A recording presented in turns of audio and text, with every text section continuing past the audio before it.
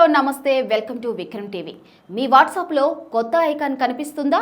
ఆ blue circle ఏంటని doubt పడుతున్నారా? మీ అనుమానాలను తీర్చి అది ఎలా వాడాలో తెలియజేయడానికి ఇప్పుడు ఈ వీడియో. మెటా యాజమాన్యంలోని వాట్సాప్ భారతదేశంలో కొత్త జనరేటివ్ ఏఐ ఫీచర్ను విడుదల చేసింది.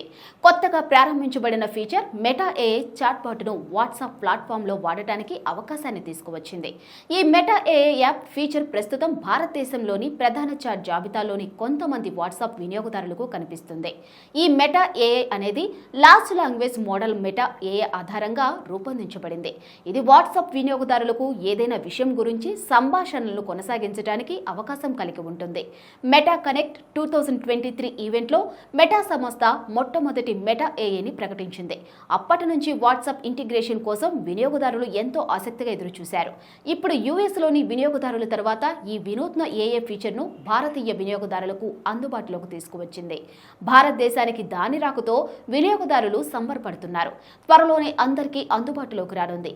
ఈ మెటా ఏఐను ఎంచుకున్న వినియోగదారుల కోసం వాట్సాప్లో ప్రధాన చాట్ జాబితాలో కనిపించే కొత్త సర్కిల్ గుర్తు ద్వారా సూచించబడింది. వాట్సాప్లో మెటా ఏఐని యాక్సెస్ చేయడానికి మీ ప్రధాన చాట్ జాబితా యొక్క కుడి ఎగువ మూలలో కొత్త చిహ్నం కోసం చూడండి. ఈ లోగో విభిన్న రంగులతో మెరిసే ముదురు రంగుల రింగును కలిగి ఉంటుంది. ఇది ఏఐ యొక్క విభిన్న సామర్థ్యాలను సూచిస్తుంది.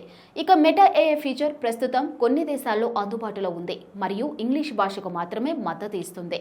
మీ యాప్లో కూడా ఈ ఫీచర్ అందుబాటులో ఉందేమో ఒకసారి చెక్ చేసుకోండి.